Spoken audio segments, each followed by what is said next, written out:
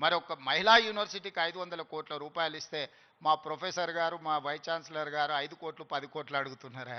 అడగడానికి కూడా మా వాళ్ళకు పేదరికం ఉన్నది.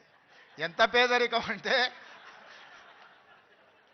అడగడానికి కూడా 100 అడిగితే ఏమనుకుంటారో 100నా అని అనుకునే పరిస్థితిలో మా వైస్ ఛాన్సలరు మా అడ్లూరు లక్ష్మణ్ అంటే వాళ్ళ పేదరికం వాళ్ళని పెద్ద నెంబర్ ఆలోచన చేయడానికి కూడా అడ్డుపడుతున్నది. అందుకే నేను యోగితా రాణా గారికి ఆదేశాలు ఇస్తున్నా, ఒక కమిటీ వేయండి, ఇంజనీర్స్ కమిటీ. టోటల్గా ఎడ్యుకేషన్ నుంచి యూనివర్సిటీ నుంచి ఒక టీంని, రాష్ట్ర ప్రభుత్వం నుంచి విద్యాశాఖ నుంచి సాంకేతిక పరమైన ఇంజనీర్లతో పాటు ఎడ్యుకేషన్ సైడ్ నుంచి ఉండే వాళ్ళందరినీ ఒక కమిటీ, చిన్న కమిటీని కూర్చి ఉస్మానియా యూనివర్సిటీ 100% ప్రపంచంతో పోటీ పడగలిగే ఒక స్టాన్ఫర్డ్, ఒక ఆక్స్ఫర్డ్ యూనివర్సిటీ స్థాయిలో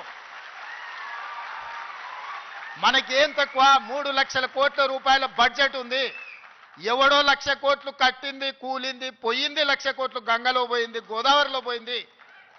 మీకోసం ఒక 1000 కోట్లు ఖర్చు పెట్టడానికి మాకేమన్నా దరిద్రం ఉందా? నేను స్పష్టంగా చెప్పదలుచుకున్నా,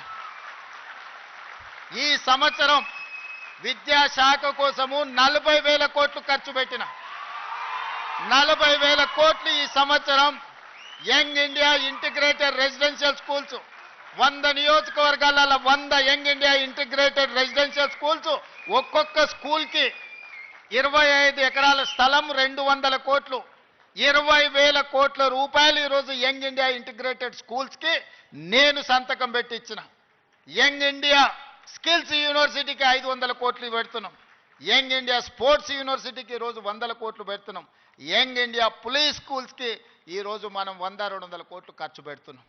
నేను అడుగుతున్న మిత్రులారా, ఈ ఉస్మానియా యూనివర్సిటీకి ఏమి ఇచ్చినా తక్కువే, ఎంత ఇచ్చినా తక్కువే. ఇది చరిత్ర కాలగర్భంలో కలవద్దు. ఇది చరిత్రకు ఎప్పుడు నిటారుగా నిలబడ్డ సజీవ సాక్షిగా ఉండాలి ఉస్మానియా యూనివర్సిటీ. ఏం కావాలనో అడగండి, అడగకపోతే మీ పేదరికమే, అడగకపోతే మీదే పేదరికం. అది నా తప్పు కాదు, అది మీ తప్పు, మీ పేదరికం తప్పు.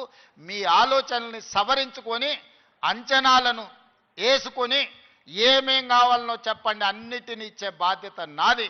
దీన్ని ఒక అద్భుతమైన యూనివర్సిటీగా, ఈ యూనివర్సిటీ లేకపోతే తెలంగాణకు చరిత్రనే లేదు. తెలంగాణ చరిత్రను నిక్షిప్తం చేసే యూనివర్సిటీ ఉస్మానియా యూనివర్సిటీ. తెలంగాణ పదానికే ప్రత్యామ్నాయం ఉస్మానియా యూనివర్సిటీ.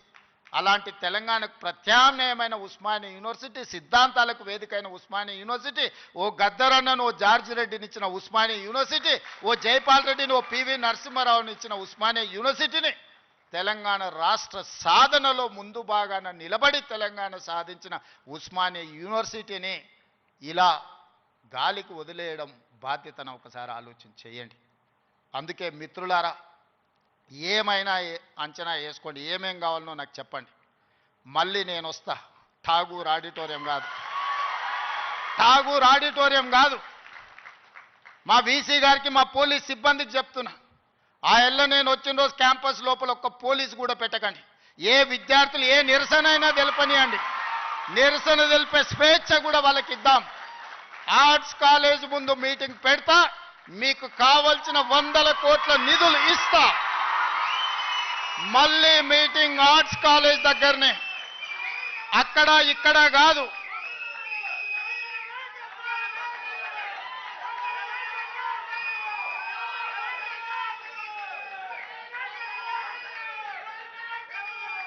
ఆర్ట్స్ కాలేజ్కి వచ్చిన రోజు డీజీపీ గారికి, సిటీ కమిషనర్ గారికి నేను ఆదేశాలు ఇస్తున్నా, ఒక్క పోలీస్ కూడా క్యాంపస్ లోపల ఉండొద్దు, నేను వస్తా.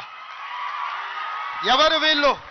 మా తమ్ముళ్ళు, మా చెల్లెళ్ళు తండాలలో, గూడాలలో, మారుమూల పల్లెల్లో పేదరికం రుచి చూసి అభివృద్ధి జరగాలి, డాక్టర్లు, లాయర్లు, ఇంజనీర్లు కావాలి, ఐఏఎస్లు, ఐపీఎస్లు, ఐఎఫ్ఎస్లు అయి ఈ దేశ నిర్మాణంలో భాగస్వాములు కావాలని ఇక్కడికి వచ్చిన వాళ్ళను ఆనాడు ఉన్నాయన గొర్రెలు, బర్రెలు, చేపలు పెంచుకోండి అంటే ఈరోజు డాక్టర్లు, లాయర్లు, ఇంజనీర్లు కాండి, ఐఏఎస్లు, ఐపీఎస్లు కాండి అని నేనంటున్నా.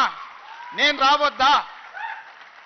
ఎందుకు రావద్దు? గొర్రెలు బర్రెలు చేపలు పెంచుకునేటోనికి నేను రావద్దని కోరిక ఉండొచ్చు, కానీ డాక్టర్లు, లాయర్లు, ఇంజనీర్లు, ఐఏఎస్లు, ఐపీఎస్లు అయ్యే విద్యార్థులకు నేను రావద్దని నన్ను అడ్డుకోవాలన్న ఆలోచన ఎందుకు ఉంటుంది? ఒకవేళ అడ్డుకుంటే వాళ్ళు వేసే యక్ష ప్రశ్నలకు సమాధానం చెప్పే చిత్తశుద్ధి నాకుంది. తెలివి ఉందా లేదా పక్కన పెడితే నాకు చిత్తశుద్ధి ఉంది. నా చిత్తశుద్ధిని ఎవరు ప్రశ్నించలేరు, ఎవరు శంకించలేరు.